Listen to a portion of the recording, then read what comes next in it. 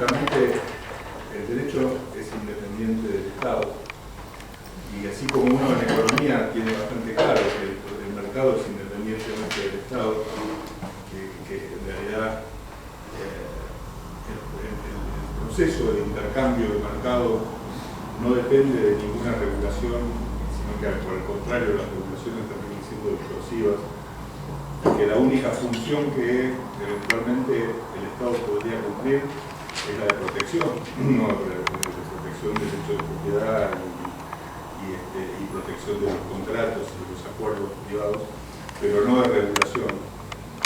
Debería llegar a la conclusión, recapitulando lo que hablábamos ayer y hoy, de que con el derecho pasa lo mismo. Es decir, el derecho no es, ni es una creación estatal, ni depende del Estado para su desarrollo, y que por el contrario, generar las leyes terminan siendo distorsivas del derecho más que contributivas al derecho. Y por eso que, por ejemplo, durante los tiempos de que funcionó el Common Law en Inglaterra, donde si bien los jueces eran órganos estatales, eran totalmente independientes de la administración central del Estado, el Parlamento no legislaba sobre derecho en Inglaterra. Hayek dice que en realidad el 90% de lo que el Congreso hacía en el Parlamento inglés no tenía nada que ver con el derecho, sino que eran cuestiones de tipo político, o sea, el tema del presupuesto, el ejército, los impuestos, si le hacían la guerra a Francia o cosas por el estilo, pero no tenían vinculación con regulaciones legales de ningún tipo. Y las leyes de regulación en general tenían que ver con lo que era el administrativo, o sea, la organización de las instituciones del Estado, o sea, cómo crear tribunales, ministerios o lo que fuere, que era parte de lo que el Estado hacía, pero no dictar leyes que se vincularan directamente con los derechos individuales, que estos estaban en realidad resueltos por el Common Law, que no tenía nada que ver con el poder político, la creación de los jueces y la discusión de los jueces. ¿De los jueces que lo contrataban las partes? No, había jueces estatales, pero el tema es que esos jueces tenían una gran independencia respecto del gobierno central. Una de las grandes discusiones que hay en muchos países latinoamericanos en estos tiempos, por ejemplo, es el tema de si los jueces deben ser permanentes o deberían ser elegidos cada tanto tiempo, como ocurre en muchos países latinoamericanos. Y el hecho de que en Inglaterra los jueces eran permanentes y digamos, eran jueces durante mucho tiempo, eran elegidos por mecanismos especiales donde los políticos no tenían injerencia y actuaban con total independencia. O sea, el gobierno no se interesaba en cuestiones legales. ¿Y lo eligen asociaciones de abogados o cómo era? Había así mecanismos, depende de las épocas, las cortes, los nobles ingleses tenían injerencia, las asociaciones. Más modernamente había suerte de, como en el resto de Europa, consejos de magistratura, pero no en la decisión de el primer ministro que nombra juez o como acá el presidente nombraba jueces. La diferencia entre eso, una cosa y otra, es cantidad de valijas que van de un lado al otro, Ricardo. ¿En qué sentido? Sí, al fin y al cabo el Poder Ejecutivo compra los votos y hoy lo voy a todo eso. Sí, sí. Está bien, depende de la mayor o menor fuerza institucional que tenga, el poder que tengan las instituciones. Es decir, hay países donde las instituciones son más baratas que en otros y lugares donde ciertamente no es tan fácil comprar ciertas instituciones. Ningún sistema es incorruptible, pero bueno, hay sistemas mejores que otros. O sea, preferible que por lo menos tengan que poner esas valijas y hacer el esfuerzo antes de que tenga la libertad de hacerlo sin ningún tipo de condicionamiento. Pero lo cierto es que esa es una de las discusiones políticas importantes, que son las que en Argentina no se dan. Por ejemplo, la discusión sobre los mecanismos de selección, por ejemplo, de los jueces, porque aquí con mucha liviandad te cambian la ley del Consejo de la Magistratura, te sacan y te ponen miembros en discusiones que son entre ellos, porque la gente ni siquiera se entera. Tú le preguntas a cualquiera cómo está integrado el Consejo de Agricultura, no tiene la menor idea. Preguntas a abogados cómo está integrado el Consejo de Agricultura, no tienen la menor idea. Y lo cierto es que lo cambian los miembros por una ley, ahora están discutiendo nuevamente un cambio para volver a lo que era antes. Pero lo cierto es que esas son las discusiones institucionales importantes que debería tener el Congreso, no discutir si Uber o si tal contrato o tal otro. Ricardo, vos nos está mostrando de esta forma que en la historia del derecho hubo pocos liberales, ¿sí? Algunos creemos que son liberales, tampoco lo eran, y por ahí eran más utilitaristas, el liberalismo era lo que convenía en ese momento. Y entonces, en la evolución, por eso la posibilidad de que esto se pueda revertir, porque si bien estamos discutiendo, no está en la cabeza de nadie cambiar las cosas. Es que el punto para mí es el siguiente. Yo no sé si en la historia del derecho hubo pocos liberales, lo que sí que en la historia de las ciencias políticas hubo pocos liberales. Porque en general la teoría política gira alrededor del Estado. Entonces, los liberales que hacen teoría política, en realidad lo que están luchando es para que el Estado sea un poco más chico. Pero los argumentos finalmente terminan siendo los mismos y terminan perdiendo miserablemente la batalla, porque en la medida que vos tengas un Estado que lo quieras limitar, a la larga va a terminar creciendo nuevamente. Entonces, y como se ha asociado al derecho con una creación estatal, han fallado en eso. Probablemente los liberales que sí creían en un derecho libre no tuvieron trascendencia pública, entre otras cosas porque no fueron pensadores de ciencias políticas. Simplemente decían, dejen que los jueces resuelvan y no molesten. Y tenés muchos pensadores de esos, pero que han pasado desapercibidos. Lysander Spooner, por ejemplo, preguntás a muchos liberales quién era y nadie sabe. Y el tipo que fue un batallador por el derecho libertario y anarcocapitalista del siglo XIX, brillante, de lo desconocido. Y ahora, el punto vos me decís, ¿cómo llegamos a eso? Yo creo que, primero, la lucha por el derecho debería ser la lucha por separar el Estado del derecho. O sea, volver a que la gente tenga la noción de que el derecho no es una creación legislativa o una creación estatal, sino que el derecho es otra cosa, es la creación de las personas. Así como el mercado no es una creación estatal, el derecho como expresión de ese proceso tampoco debería serlo. Y para eso chocamos con dos conceptos muy arraigados y complicados, que son el concepto de legislación y el concepto de soberanía, que son muy difíciles de combatir. ¿No? Esta idea de que el derecho es la legislación, que Hayek lo peleó bastante, que Leoni en aquel libro lo peleó mucho más, el hecho de separar el derecho de la legislación es una batalla muy importante que posiblemente no se esté dando con la fuerza con la que se debería dar.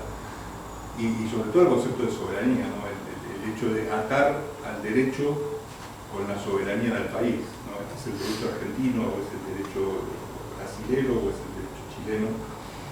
En realidad, los principios del derecho son universales y dependen de cómo las personas intercambien sus cuestiones y de las cláusulas que las propias personas decidan que quieren poner los contratos. Y esto es muy difícil de vencer, porque en todos los lugares donde hay soberanía hay monopolio del uso de la fuerza, hay Estado, y ese Estado se provee la facultad de decidir lo que el derecho es.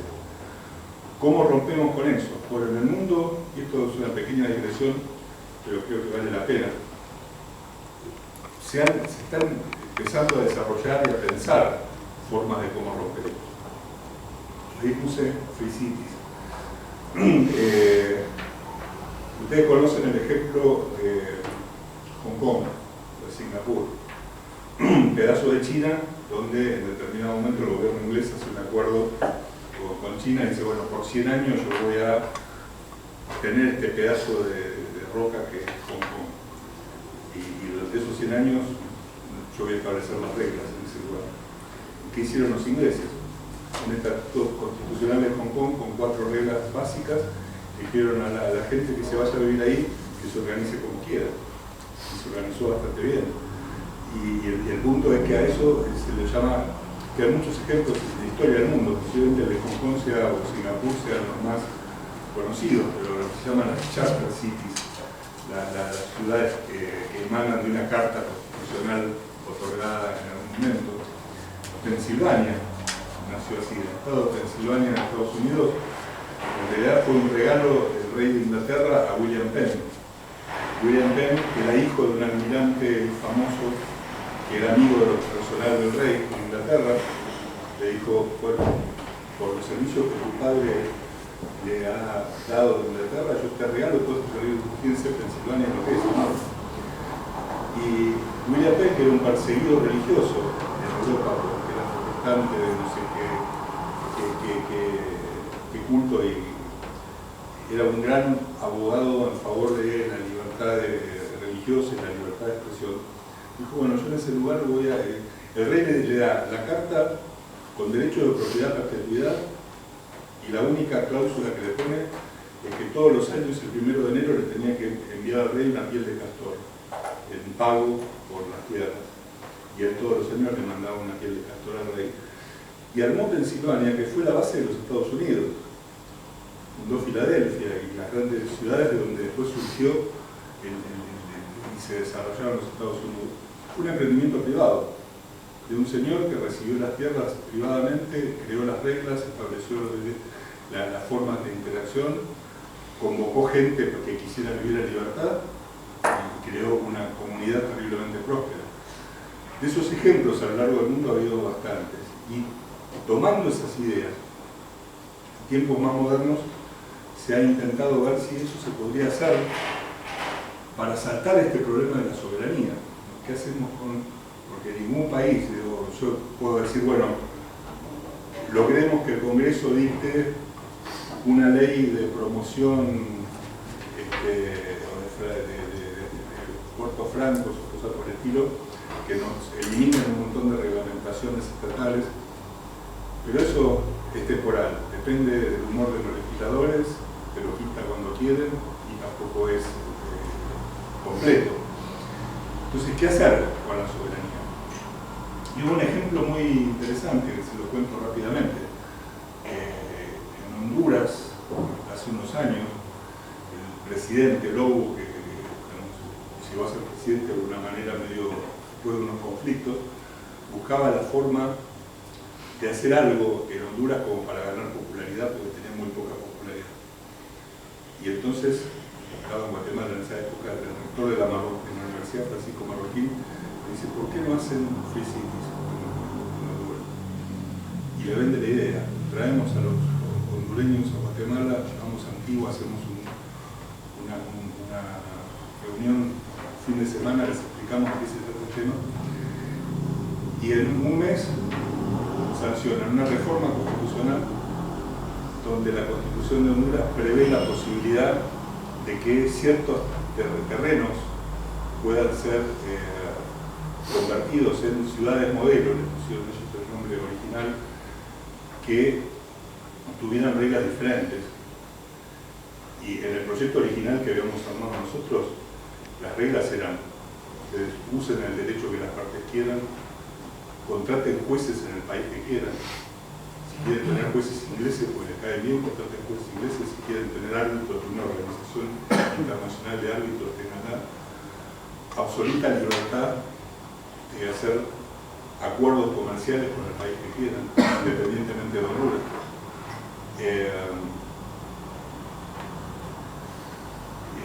La libertad, la imposibilidad de establecer impuestos más allá de cánones por costos administrativos que tenían un límite. La verdad que es una maravilla. Se sanciona la Constitución, se dicta la ley que crea el Estatuto Moderno y se pone todo a funcionar. Por supuesto, al poco tiempo cayó primero la Corte Suprema, lo declaró inconstitucional, y después todos los partidos de izquierda lo saltaron y se volvió a intentar y falló. Pero fue un primer ejemplo interesante de hacia dónde podría ir el mundo. Es decir, decir, la idea es que mientras exista soberanía de un Estado que se rogue la facultad de establecer las reglas y de decir lo que es el derecho, nosotros vamos a seguir peleando una batalla que está casi perdida, ¿no? Porque estamos peleando por limitarle un poquito el poder al Estado, pero siempre el Estado va a terminar ganando. Y entonces se han desarrollado muchos de este tipo de ideas.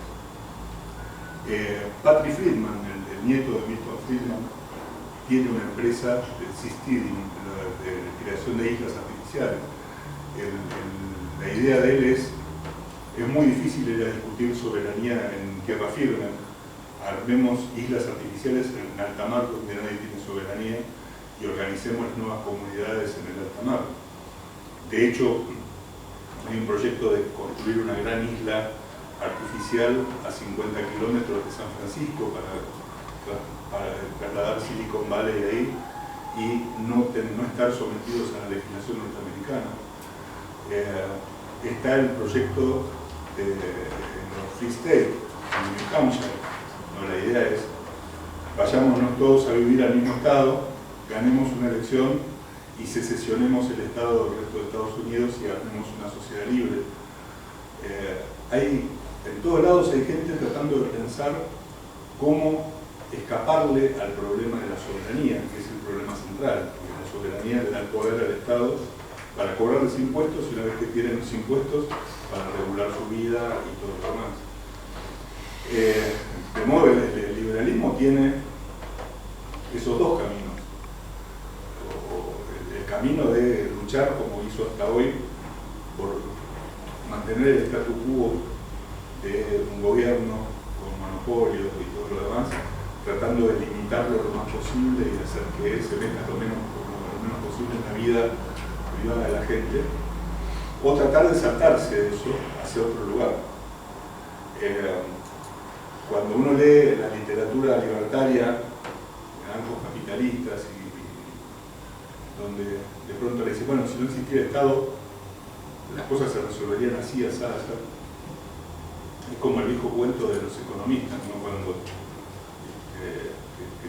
están en medio del desierto muriéndose de hambre y se encuentran una lata de atún y no saben cómo abrirla. El economista dice, supongamos que tenemos una velada. Sí, obviamente, supongamos que no existe el Estado, no hace falta que me digan nada, la gente se va a resolver su problema. El problema es cómo llegás a cambiar las reglas de juego para que eso no exista. Y eso es muy difícil. Y ahí es donde está el gran desafío intelectual de los liberales. ¿Cuál es el camino?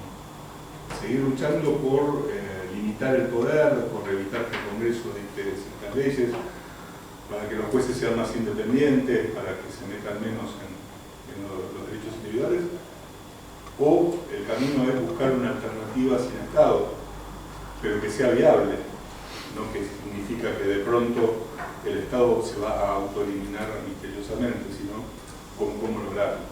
Estas ideas digamos, uno piensa en un mundo dentro de 200 años con 200 países y 1000 free cities compitiendo entre sí, y donde pequeños lugares que todavía hay en el mundo se podrían perfectamente desarrollarse como ciudades. Piensen que la idea de la Free City de Honduras era un rectángulo de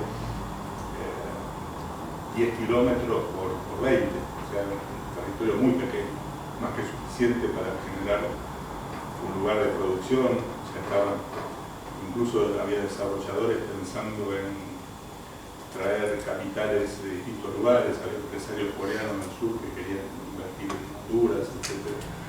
El punto es que ese tipo de cosas se podrían hacer en la medida que uno pudiera lidiar con los prejuicios de la soberanía. Y por eso es que, digamos que el derecho tiene el gran problema de que en nombre de la soberanía el Estado se mete a regular la vida y los derechos de la gente. Y si uno quiere saltarse de eso, tiene un problema político, de organización política, donde la soberanía también nos está complicando. De modo que si uno combina el concepto de soberanía con el concepto de legislación como forma de crear derechos, el Estado tiene un poder que es prácticamente imposible de combatir. Entonces solo nos está quedando escuchar, bueno, como han hecho los liberales clásicos como ha hecho Alberti o como ha hecho Hayek, de estar permanentemente buscando limitaciones al poder del Estado para regular los derechos de las personas o meterse en la autonomía de la voluntad. Pero siempre es una batalla que prácticamente está perdida desde el inicio. Podremos estar un poco mejor, pero nunca vamos a llegar, como decía finalmente Jefferson, ¿no? Decía que el precio de la libertad es una vigilancia. Uno debería estar permanentemente peleándose contra el Estado para evitar que avance sobre los derechos de la gente y el Estado permanentemente avanzando sobre los derechos de la gente. ¿Cómo cambiamos eso? Bueno, son las grandes discusiones que se están dando entre los libertarios en estos tiempos. Lo de Friedman me parece muy interesante, porque cuando la primera vez que lo vi, dije, pero esto es una locura, construir islas en el medio del océano.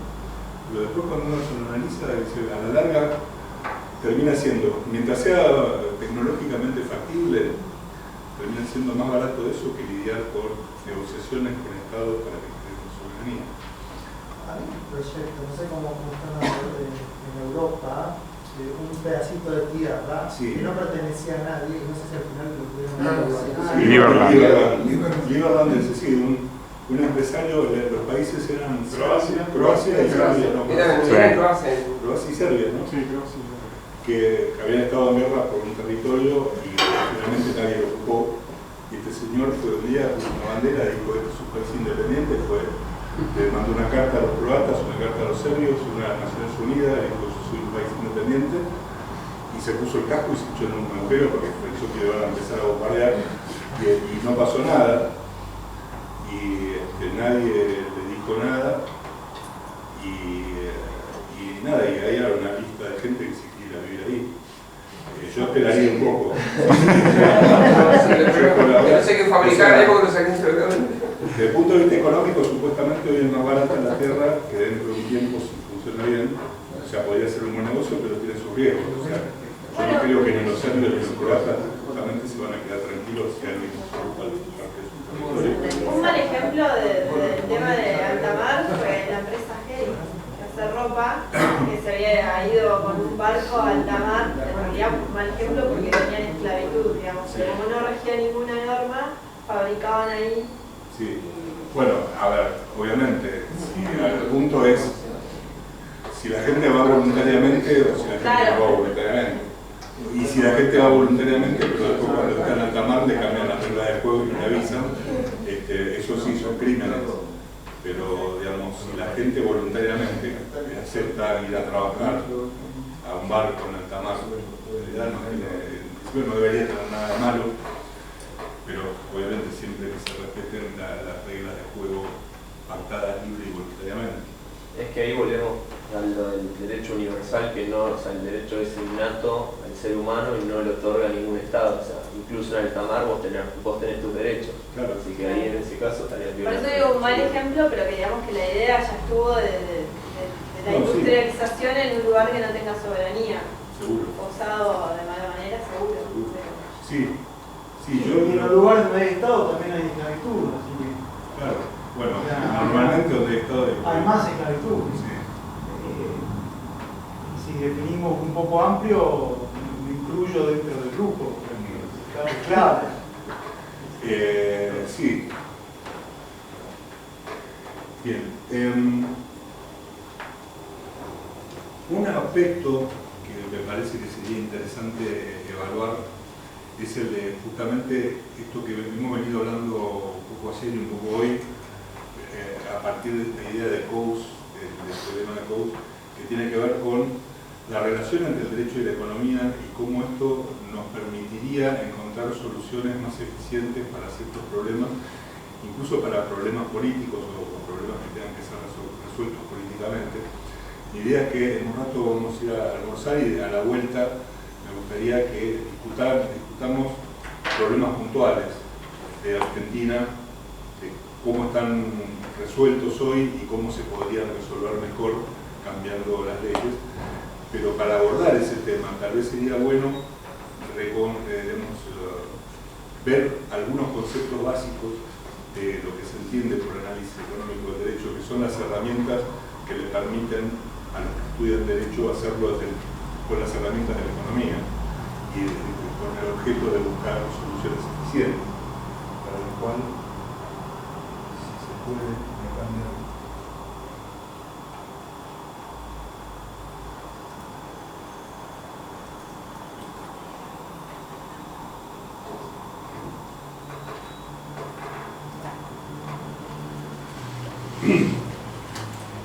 La relación del derecho y la economía se empezó a estudiar de forma más metódica y científica, si ustedes quieren, fundamentalmente a partir de los trabajos de Ronald Coase en 1960. Hasta ese entonces, obviamente, a lo largo de la historia, muchos autores relacionaron la economía con el derecho o evaluaron las consecuencias económicas de ciertas leyes o cosas por el estilo. Pero como instrumento con rigor científico en la relación del derecho y la economía se empieza a estudiar fundamentalmente a partir de los trabajos de Coase. Si ustedes quieren, en el siglo XVIII, por ejemplo, tenían gente como Beccaria, que era un economista que estudiaba el crimen, y Beccaria se hacía una ecuación económica que fue mantenida a lo largo de la historia y que Gary Becker, el Premio Nobel de Economía, en el año 68 prácticamente reproduce con fórmulas matemáticas, pero decía Beccaria, una persona va a cometer un crimen cuando el beneficio que espera obtener por ese crimen sea superior al producto de la posibilidad de que lo detengan por la pena que le pueden imponer. Si el beneficio es superior a cometer el crimen, si el beneficio es inferior no lo va a cometer. Eso era un rudimento de análisis económico del derecho hecho en el siglo XVIII. Jeremy Bentham hizo un análisis similar en Inglaterra. Pero científicamente, ustedes quieren, se empieza a estudiar esto con Gary Becker, con Friedman,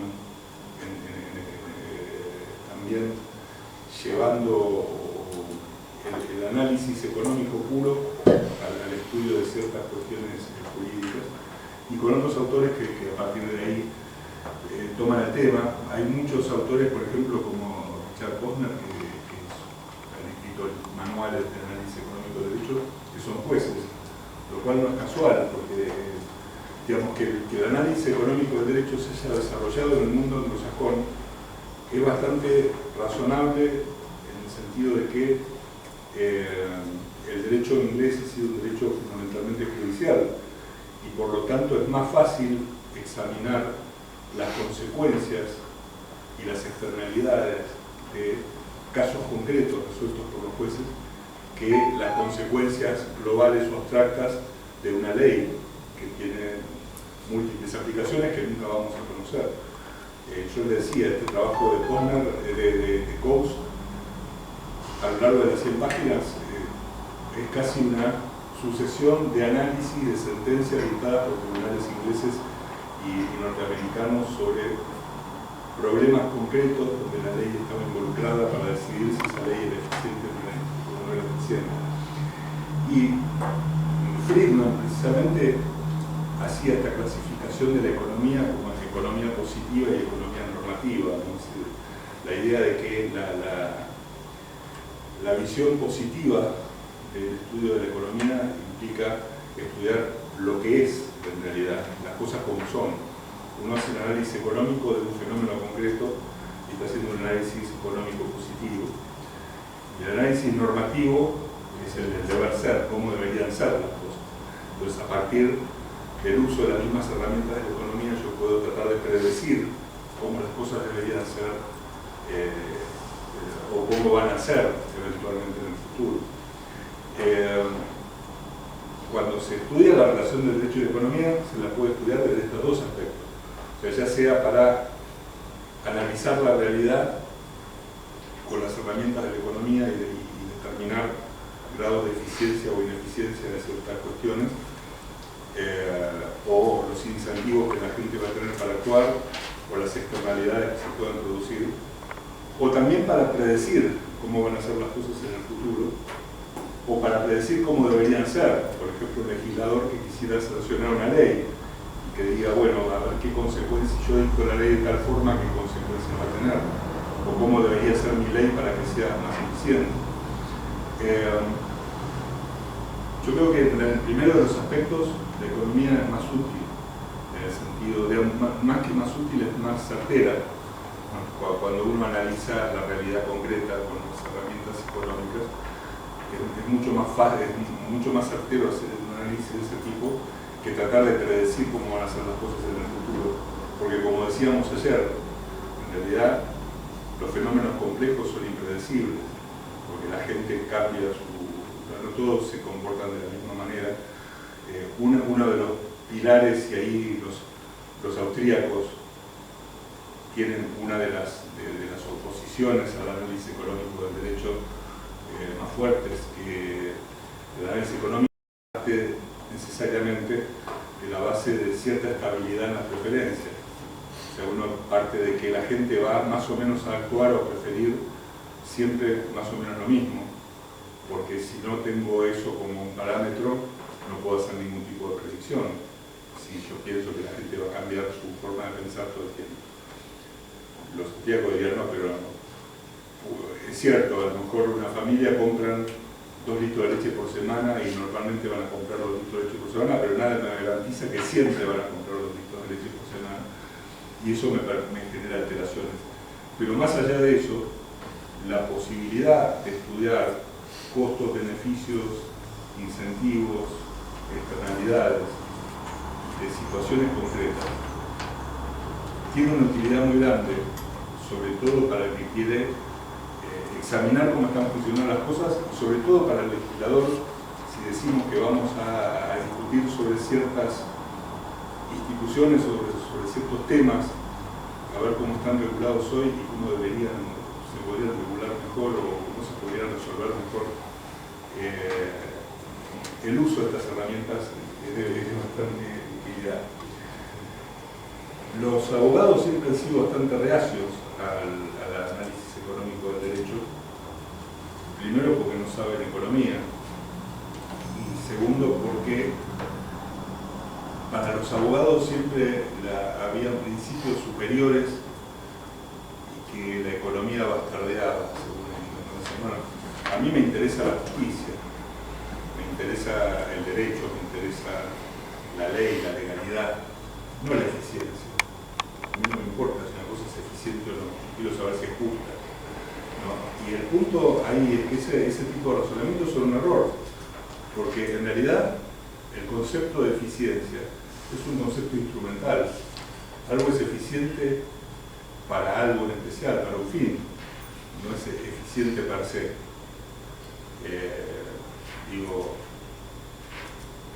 Una ametralladora que tira 3.000 tiros por minuto es eficiente si yo quiero matar 3.000 personas. Ahora, si yo quiero matar una cucaracha, tal vez sea ineficiente.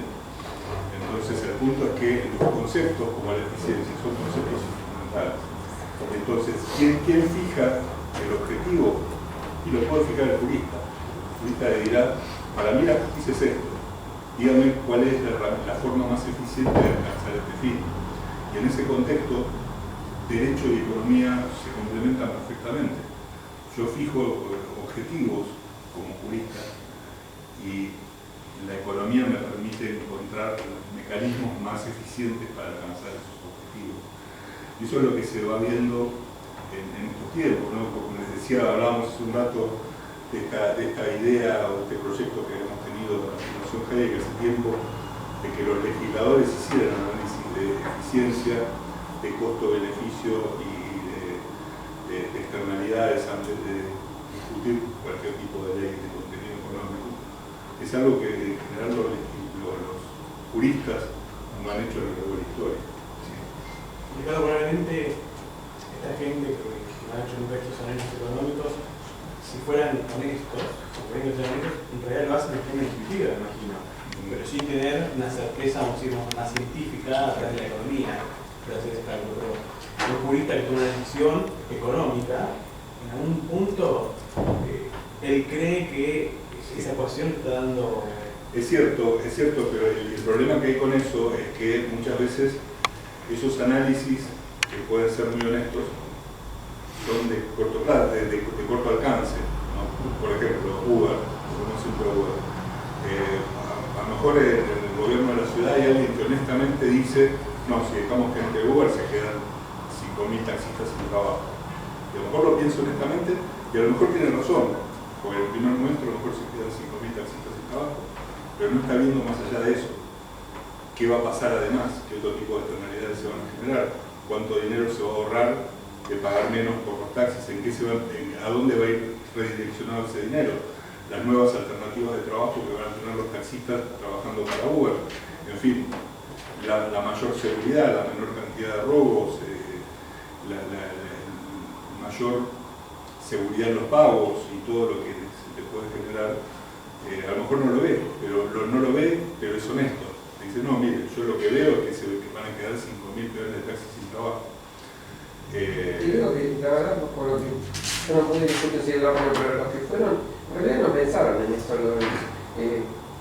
Sí pensaron como el costo político, no el costo económico, ¿no? Pero no fueron honestos. Claro, eso no fue lo que pensaban más que nada era que si no tenían seguro, si el seguro servía, que la gente estaba desprotegida, etc. En eso pensaban.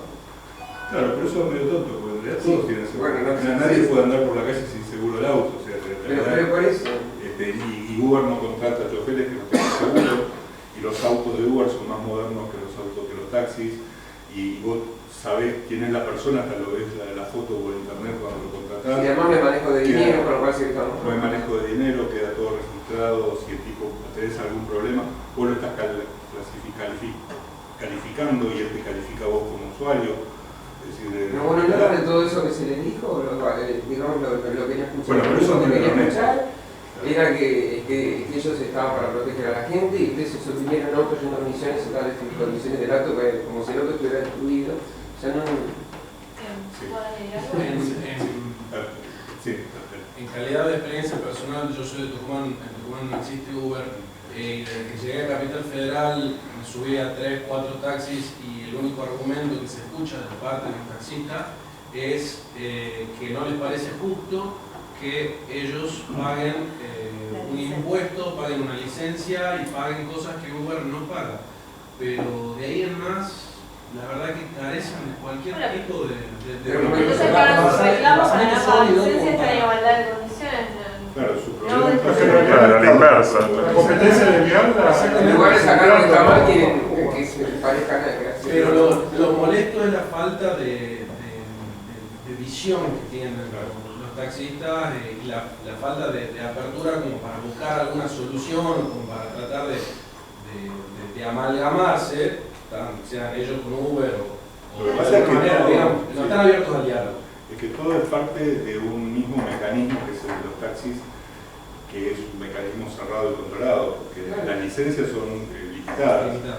Y esas licencias tienen un valor de mercado que sube y baja de acuerdo con la rentabilidad del negocio. Si aparece Uber, la rentabilidad del negocio va a bajar y por lo tanto va a bajar el precio de la licencia. Y ese problema no es culpa de los taxistas, es culpa del Estado que te dice que son tantas licencias. Si cualquiera pudiera salir a trabajar libremente, ese problema no existiría. Entonces hay un problema de regulación del sistema del negocio del taxi. Según ellos no se podría conducir por la calle, estarían plagados de autos, que ya bastante está el tránsito. Es que una de las ventajas de Uber eso se queda más regulación. Claro, No, y aparte que no tiene que estar dando vueltas. Claro, seguro. Una de las ventajas que tiene Uber es que el taxista está en su casa. Está esperando, el chofer está esperando que alguien lo localice en el área y que lo necesite en ese área y cuando lo necesita lo contacta y va. Hay algo que también está muy presente que es o el taxista o Uber. Claro. O sea, no, como decía, no no se puede coexistir. ¿Acaso el taxista no puede formar parte de Uber? O Pero sea, claro. yo el taxista no puedo ser parte de Uber. Seguro. Para mí es mucho más, lo que decíamos, es mucho más económico, va a bajar el precio de las licencias. Y otra cosa, lo que se prenden ellos del seguro no es del seguro del auto, es del seguro del pasajero. O sea, ellos no lo toman como un tercero, como un seguro de cualquier civil que lleva un tercero y se lo reconoce, sino que dice, al ser un pasajero, dice, yo estaba como pasajero, pierdo el seguro. Ah, y ahí, ¿a quién le reclama existe, o sea, no hay oficina. Pero eso se resuelve muy fácil con las empresas de seguros que dan un contrato especial para Uber, Claro. pero el Estado no tiene ni que meterse en eso. Pero lo que yo estoy viendo, por ejemplo, hay tres cosas, bueno, dos cosas muy latentes. Una es que ellos, lo que decíamos, como ellos pagan, ellos no quieren que venga otro que no pague a hacer el trabajo que ellos hacen. Y no lo ven por el lado del punto. Y otra cosa era también eso, de que ellos son o yo taxista o Uber, no puedo ser Uber. Y ahí de nuevo va otra vez la cuota diciendo de la disminución de costos.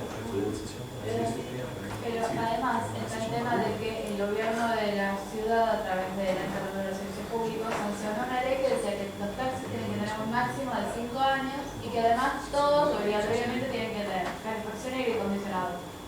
Esto no se cumple. Hay un montón de taxis que no tienen aire acondicionado, que no tienen calefacción, que tienen mucho más de 5 años y ves el auto que está destruido. En cambio Uber te dice, no tenés más de, tu auto tiene más de 2 años, no te acepto, y se cumple a rajatabla y los autos están en buenas condiciones y como se preocupan por las calificaciones, el mismo dueño, sin que nadie le diga te pongo una multa económica, el mismo dueño se hace cargo de un buen auto, un lindo auto, que esté limpio, que esté esto, que esté lo otro. O sea que tenés una regla del Estado que el Estado trató de imponer y que es obvio que nadie cumplió, y tenés una regla de una empresa privada que se cumple a rajatabla. O sea que ahí decís, no, y que además vos como cliente, antes de contratar Uber, tenés todos los datos, o sea, vos sabés de qué auto es y de qué modelo. Incluso en materia de seguridad tenés el itinerario que Si vas no te cae haciendo, bien vos podés ese subir el modelo de itinerario auto, y alguien sabe por dónde está yendo el auto que vos vas, de tu familia.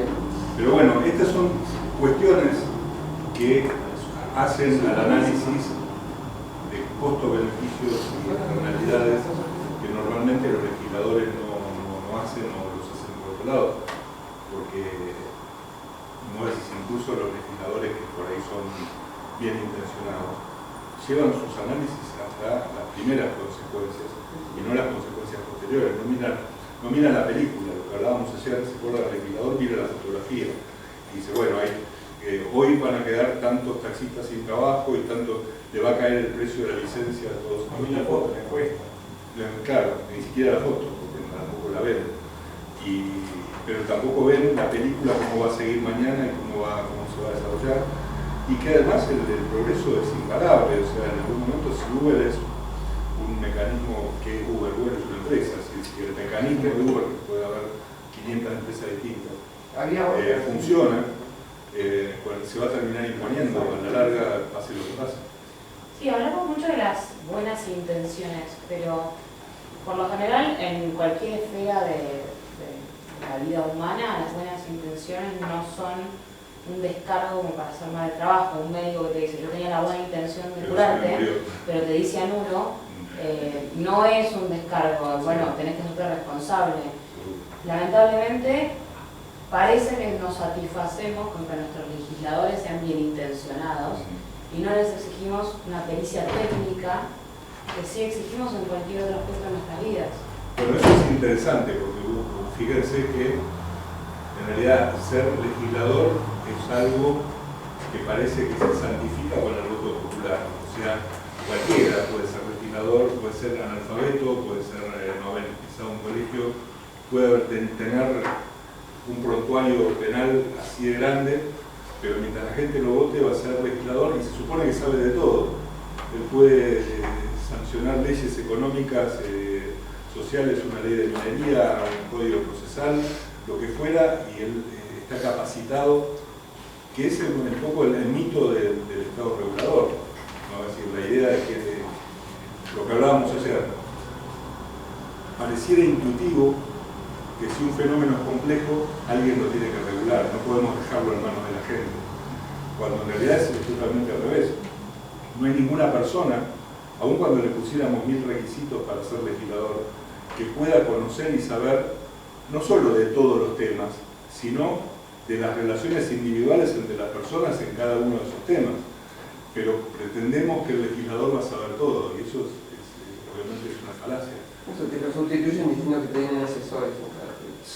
Entonces, de un paso no más.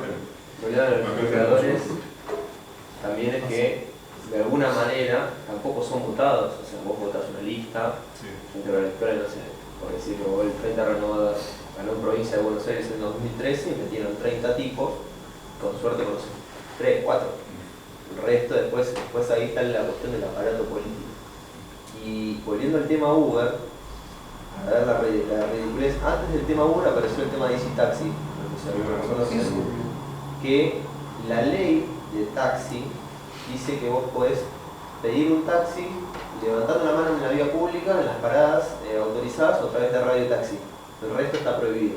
Easy Taxi, que en realidad es una herramienta para los taxistas, o sea, acá ya no tenías un problema de Uber, conductor, y fue y se prohibió. Y ahora están haciendo todo o sea, hoy funciona ilegalmente porque funciona, o sea, la aplicación sigue utilizada. Y Easy Taxi, que no es un radio taxi, simplemente es una aplicación, está haciendo todos los trámites para transformarse en una sociedad con autorización de radio taxi.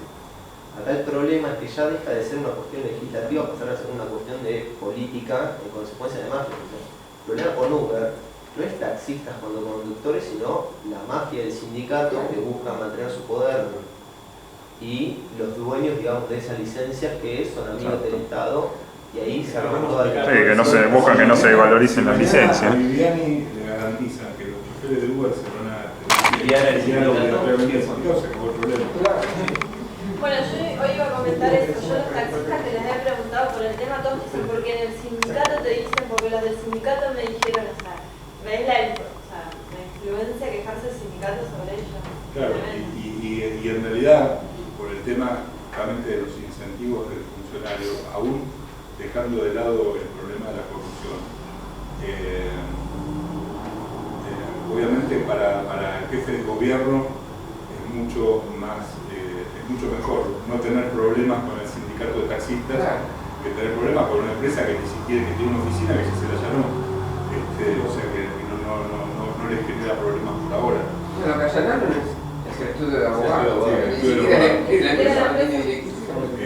con lo cual en realidad ahí esas cosas terminan manejándose por incentivos de los propios políticos, son diferentes a los incentivos de la gente. Y en realidad no. Es que todos los sindicatos, los dirigentes sindicales están todos hace mucho más tiempo que cualquier dirigente político que está ahora. O sea, no habrá sindicalista que está en cabeza que esté hace menos de 30 años. El de taxi, bueno, el de petróleo, el de Neuquén. El de los papelitos es un buen. El de correo, creo. Ahí está el tema que creo que cuando vino Gloria Álvarez la última vez lo mencionaba muy bien. El incentivo del político, del jefe del sindicato, de cualquier persona, es el mismo, es personal.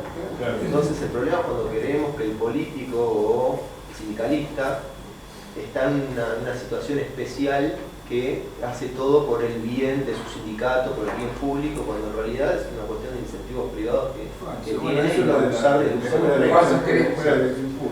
sí, de hecho, lo que estamos viendo del análisis económico que parte del teorema de Coase, que en realidad generó un disparador que fue para muchos lados. Entonces lo tuvieron a James Buchanan, otro premio Nobel de Economía en el año 86, que utiliza estas mismas herramientas para analizar el mercado político. Entonces, en la escuela de Public Choice, viendo qué incentivos tienen los gobernantes, qué incentivos tienen los votantes, por qué se dictan las leyes, por qué se vota tal cosa, cómo se generan las mayorías, etc. Tienen aplicadas estas mismas ideas a las instituciones, como veíamos hace un rato con Douglas North. O sea, la idea de utilizar las herramientas de la economía para el análisis de datos de la realidad, que empezó con el derecho, siguió en muchos otros aspectos y en realidad ha sido muy útil. Y aquí yo tengo siempre una discusión con los austríacos más ortodoxos, pero yo siempre me vuelvo al susto de España, ¿no? Porque estas cosas del análisis económico son todos neoclásicos, son todos, no sirve, qué sé yo, no son liberales.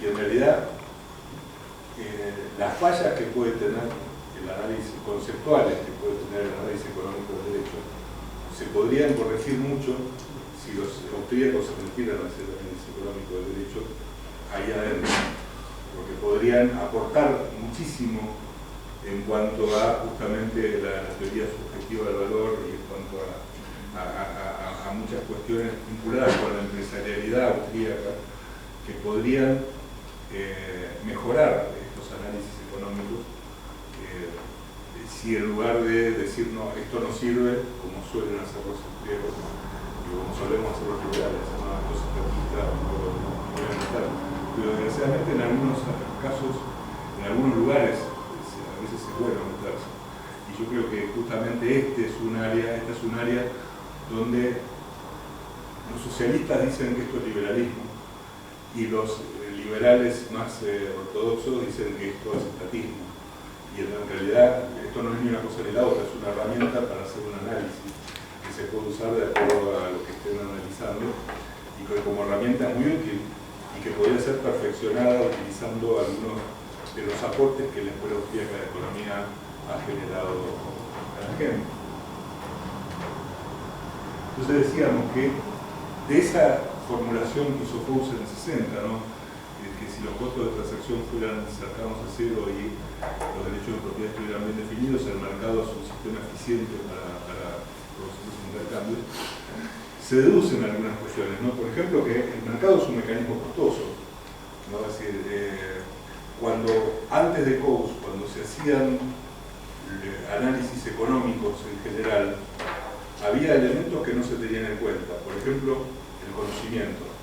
Para lo del análisis económico previo, siglo XIX, a principios del siglo XX, se suponía que los operadores en el mercado tenían conocimiento perfecto. Entonces sabían todo, a quién comprarle, a quién venderle, a qué precio, etc. En realidad eso no es así y está muy lejos de ser así. O sea, hablábamos ayer de las limitaciones del conocimiento y de la dispersión del conocimiento y de que incluso cuando negociamos en disparidad de conocimiento. Normalmente una de las partes sabe mucho más que la otra sobre ciertos aspectos y eso le juega a su favor.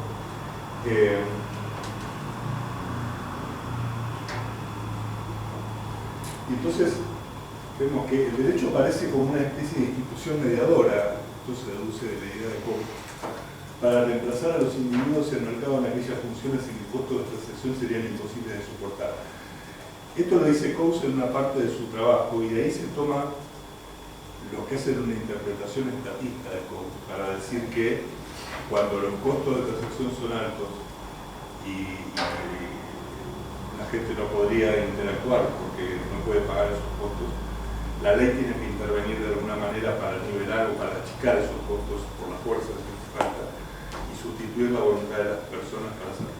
Por ejemplo, bueno, hay que hacer un camino y hay que poner de acuerdo a 500 personas, que no sea el costo de transacción de poner de acuerdo a 500 propietarios de tierra para que acepten ceder un pedazo de tierra para hacer un camino es altísimo. Basta con que uno diga que no, el camino no se puede hacer. Entonces aparece la solución. ¿Cuál es? La expropiación. El Estado te obliga a vender al precio razonable y vos comprar. Es una gran discusión porque obviamente si ustedes ven en Estados Unidos incluso hay ferrocarriles que uno ve en el mapa que da una vuelta. Dice, ¿por qué da toda esta vuelta si podían ir derecho por acá? Y dentro de esa vuelta, porque en su momento el dueño de la tierra no quiso vender. Entonces tuvieron que ir por el lugar donde podían comprar. Es decir, a la larga, en realidad, y esta es una gran discusión también vinculada con la libertad y el derecho, de si existen o no casos especiales en los cuales uno podría justificar la intervención coactiva por parte del Estado para resolver situaciones en las cuales los costos de transacción son muy altos. Uno tiende a pensar que no, que en realidad el mercado a la larga la gente no es estúpida y no hace malos negocios porque sí, o no. Puede haber alguien caprichoso, pero a la larga hay formas de negociar. Pero de todos modos, creo que uno de los objetivos de los liberales debería ser enfocarse en esos casos muy especiales para empujar los límites de la intervención estatal lo más lejos posible, ¿no? Porque en realidad si lo que me van a decir es bueno, si hay un consenso por las hacer un camino y hay un tipo que nos quiere vender, le expropiamos, uno lo puede discutir, pero el tema es, veamos cómo llevamos esos límites lo más lejos posible hasta tratar de hacerlo desaparecer. Sí. Un fallo muy interesante que leí en Constitucional, que era que cuando Buenos Aires estaba haciendo, el Estado quería tierras para hacer una avenida que uniera al Congreso. La Avenida de Mayo. Sí, la Avenida de Mayo. El Hortón, sí. Municipalidad contra el Hortón. Sí, que expropiaron más de la cuenta y uno de los propietarios dijo que me expropiaron, pero la avenida no es tan ancha, quiero mis tierras de vuelta, y creo que efectivamente se las dieron. Sí, la idea del gobierno era, justamente, estaban preparándose para el centenario de la Revolución de Mayo, y entonces empiezan a hacer una cantidad de modificaciones en la ciudad, y una de esas fue crear la Avenida de Mayo, que era la calle de la Victoria, se llamaba, la calle Angosta. Entonces el Estado expropia la tierra, necesitaban 50 metros para ensanchar y hacer la avenida, pero expropian 100 metros. Y el argumento era que con los 50 metros restantes los vamos a vender y vamos a financiar la avenida. Entonces era claro, porque imagínense, te lo compro al precio que cuesta hoy una casa vieja, en una calle común, y te lo vendo cuando ya hay una avenida nueva llena de luces y comunica al Congreso con la Casa Rosada. Y la Corte le dijo, la expropiación no se puede hacer para hacer negocios. La expropiación está limitada a los casos estrictos de utilidad pública necesaria, cuando las cosas no se pueden hacer de otro modo. De modo que usted no puede expropiar de más para financiar una obra, y le impidieron expropiar esos 50 metros. Fue un fallo realmente uno de los grandes casos en la historia jurídica argentina, ¿no? De todos modos, el problema estaba en que si la ley dice que debe ser necesaria la expropiación y esto es un tema estético, bueno, podemos revisar también un factor de necesidad. Sí, supongo que la ley habrá contemplado la necesidad de que hubiera una avenida que comunicara los dos poderes del Estado, la necesidad de la ampliación. Imagínense que si no se hubieran ampliado y construido todas las avenidas que hoy hay en la ciudad, estaríamos muertos. Imagínense que no existiera Córdoba, Corrientes, Rivadavia, Belgrano, Independencia, la ciudad sería imposible de transitar. En algún momento se hubiera llegado a la conclusión de que había una causa de utilidad pública. Lo que no se podía era expropiar de más, o sea, simplemente para hacer un negocio. Años después, en Hileret, por ejemplo, la Corte, digamos, con el tema del azúcar acá en Tucumán, que es uno de los mercados más regulados y más peores tratados en la historia. La corrupción lleva de máximo. Claro, había lo que se hacía era cobrar un canon a los productores de azúcar para dar subsidios a los cañeros más pobres. Y la Corte dijo, miren, no pueden utilizar subsidios para hacer política económica.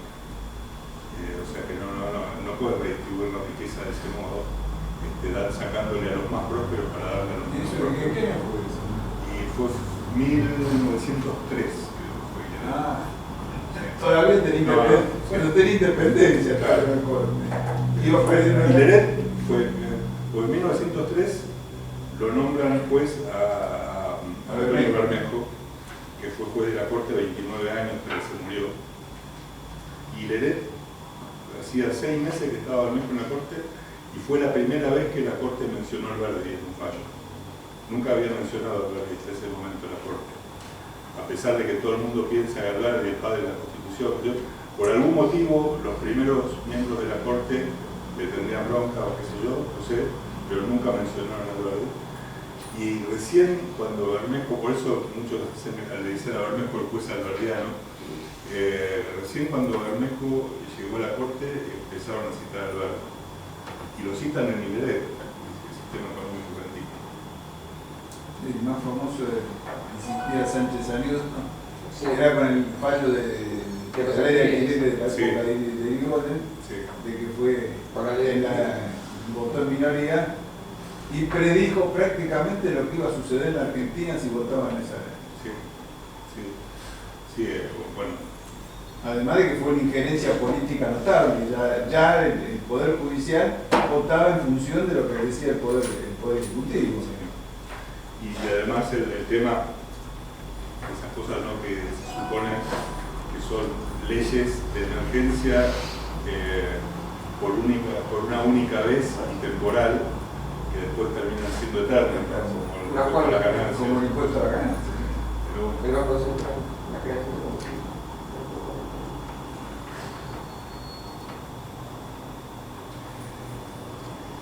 Y básicamente, uno lo que podría definir en lo deducible, lo que decía Cox, es que el instituto de costo de transacción no es indiferente al orden jurídico la búsqueda del óptimo económico. Entonces, el legislador debería, cuando sanciona una ley, tener en cuenta cuáles son los costos de esa ley para generar la ley menos costosa posible. En un sistema de common law es más fácil, porque los jueces resuelven en casos concretos y los jueces pueden hacer un testeo mucho más sencillo de cómo resultó su fallo. O sea, yo como juez dicto una sentencia, dentro de un año voy a ver qué es lo que pasó con las partes y si como consecuencia de mi sentencia terminó todo un desastre o terminó todo mejor. Y eventualmente se pueden corregir esos criterios judiciales cuando son malos. Con las leyes es más difícil, porque una dicta una ley que está destinada a un montón de gente desconocida que ni siquiera contrató todavía y que le van a aplicar esa ley a lo mejor dentro de 3 o 4 años. Y hacer un testeo de eficiencia de esa ley es más complicado. Por eso les decía que este tipo de estudios comenzó a desarrollarse en países de common law, o sea, donde el derecho era elaborado por los jueces. Y por eso uno podría decir, concluye Cox, que podría haber normas más eficientes que otras según permitan comportamientos más aproximados a ese óptimo de eficiencia. Y las instituciones tienden justamente a abaratar costos de transacción. La gente permanentemente está tratando de encontrar mecanismos que le permitan interactuar a menores costos posibles. Y va creando instituciones formales o informales tendientes a producir esa baja de costo de transacción. Para ello deben definir derecho de propiedad, dar seguridad a los contratos y establecer un sistema eficiente de responsabilidad civil extracontractual. Esto es un poco lo que hablábamos ayer de lo que decía Hume, ¿se acuerdan? Hume decía, hay 3 leyes de la naturaleza que permiten el desarrollo de las sociedades, que era el respeto de la propiedad, la libertad contractual y la responsabilidad por los propios actos, a lo cual más modernamente se le agrega la responsabilidad extracontractual.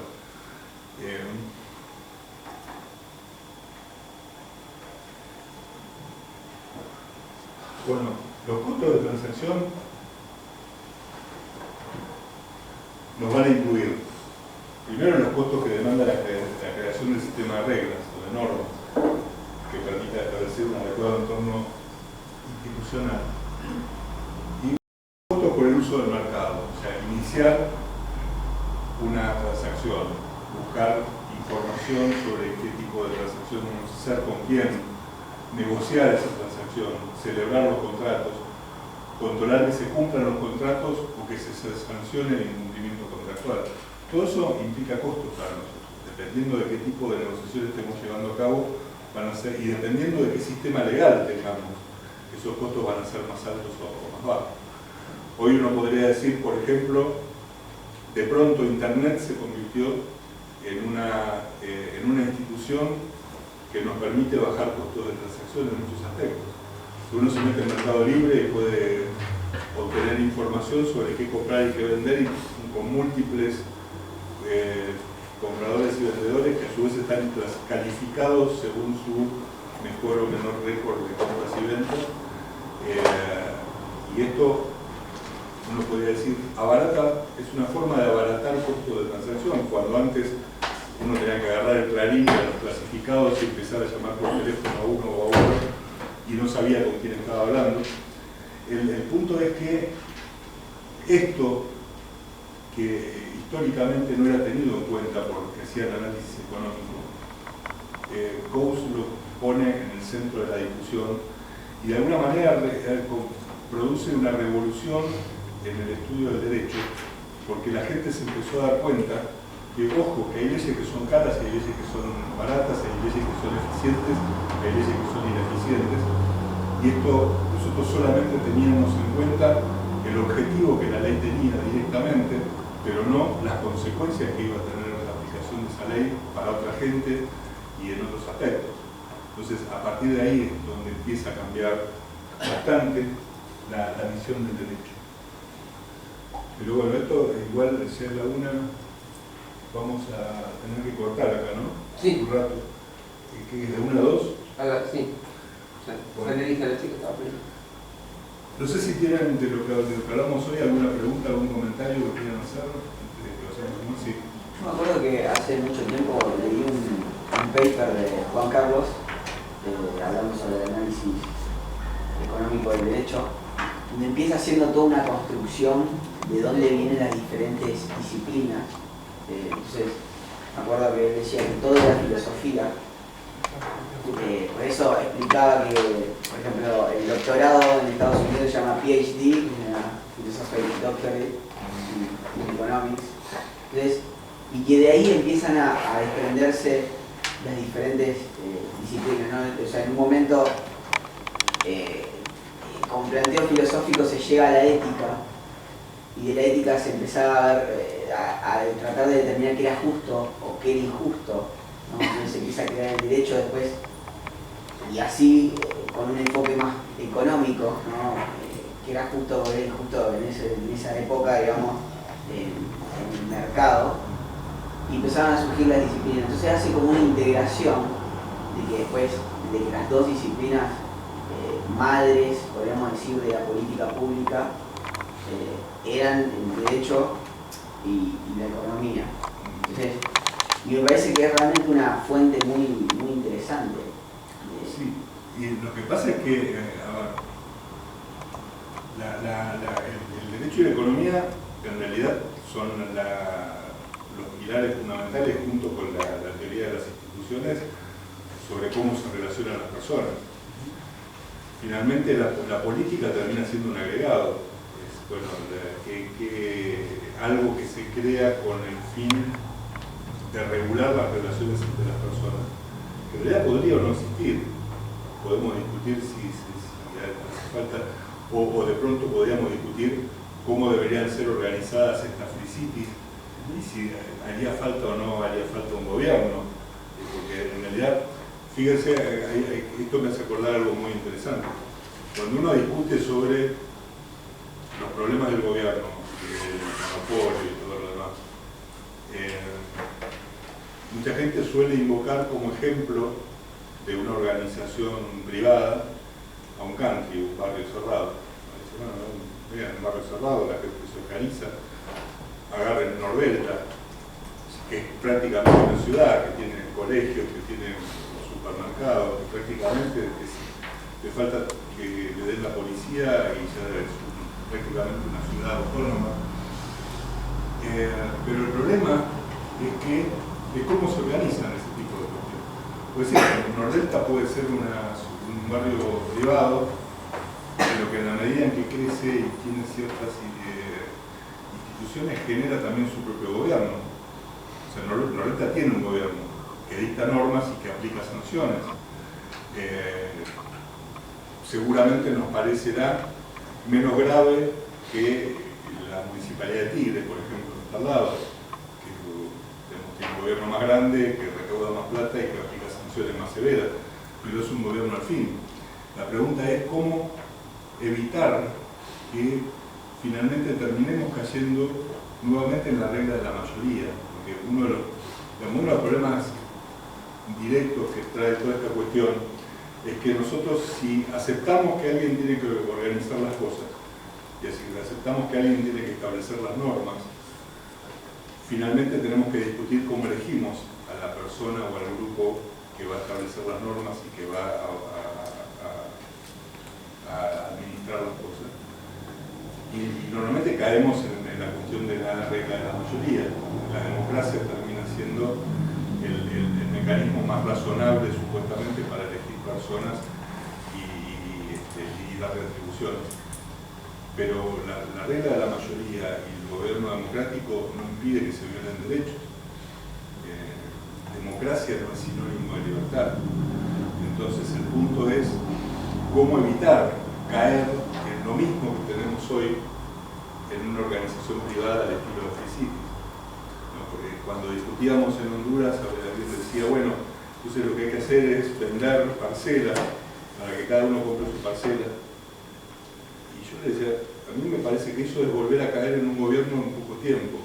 Porque en realidad los dueños de esas parcelas van a tener que juntarse en una asamblea para tomar decisiones y de acá a 50 años vas a tener un pequeño grupo que se va a convertir en el gobernante de este lugar.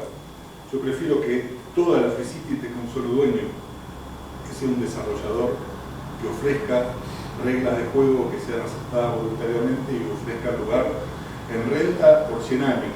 Perdón. Y yo me pueda decir... Perdón, lo que no me quedó claro realmente es la crítica de la escuela austríaca hacia Loan Economics, ¿no? O sea, realmente no la logro entender. Bueno, la crítica que le hacen al mainstream del Loan Economics, o sea,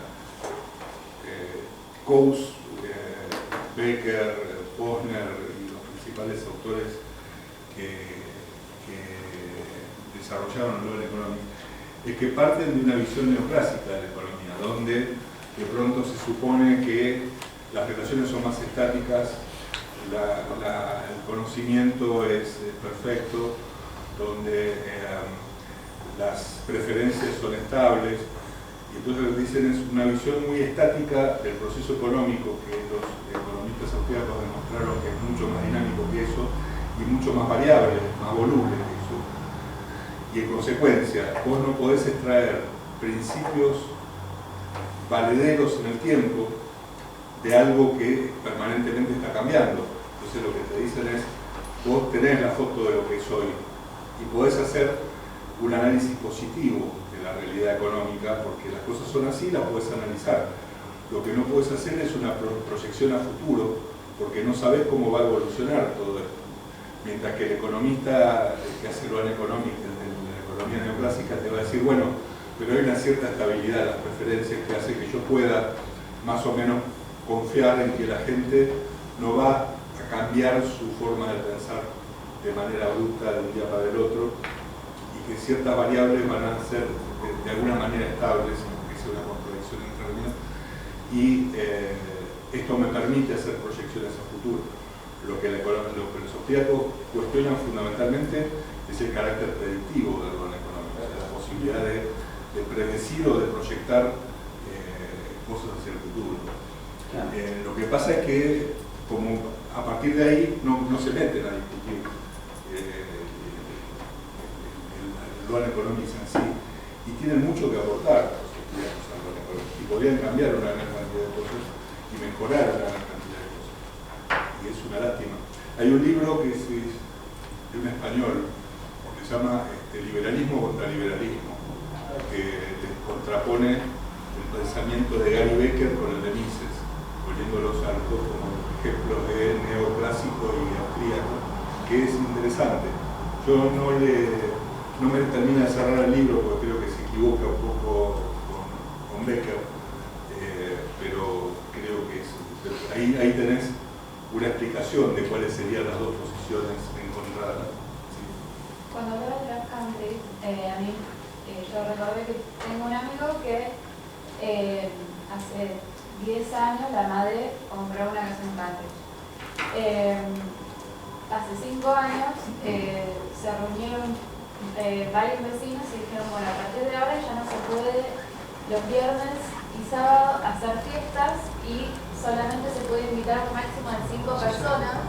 Y entonces, o sea, mi amigo decía, en el country antes, o sea, yo llevaba mi country, hacíamos fiesta, pero ahora me conviene más hacerlo en mi casa porque tengo menos regulaciones, porque la ciudad de Buenos Aires se le puedo hacer ruido hasta tal hora, y en el country no me dejan hacer ruido después de las 9 de la noche. ¿Para qué? Y se acá, fiesta que en teoría iba a poder tener más libertad y encima el máximo ese de 5 personas. O sea. Claro, que ese es el secreto. El punto es, nuevamente, no es público contra privado. El punto es cómo se organiza la cosa. Claro. El formato de reunión. Vos podés crear una suerte de estructura estatal privada que pasa muy a menudo. Entonces el tema es cómo se establecen y sobre todo cómo se dictan las reglas. Ese es el punto fundamental. Porque reglas va a haber siempre. O sea, los anarquistas saben que reglas va a haber. El tema es quién las elabora y de qué manera. Si no lo hace el Estado, hay que saber, tener muy en claro cuál es el mecanismo de elaboración de las reglas y sobre todo cuál es el mecanismo de cambio de las reglas. Y en ese sentido, el problema grande que tenemos siempre, sea con el Estado o con una organización privada, es cuando dependemos de la regla de la mayoría, porque la mayoría te cambia y la mayoría te cambia las reglas. Entonces vos te fuiste a vivir en un lugar y te compraste una casa porque sabías que podías hacer fiesta los fines de semana y un día la mayoría dijo no, ya no se puede hacer fiesta. Entonces, ¿cuál es la diferencia entre eso y un Estado? En realidad, conceptualmente ninguna. Y por eso es que uno tiene que ser muy claro en cómo delimita o cómo elabora las reglas del lugar en el que está viviendo. Por eso yo le decía que al discutir Free Cities, para mí lo mejor era que hay un desarrollador que pone las reglas. Yo quiero que ese tipo me diga antes de comprar o de alquilar, ya sabes a qué tenés que hacer. que no puedo hacer fiesta los sábados, entonces me voy a otro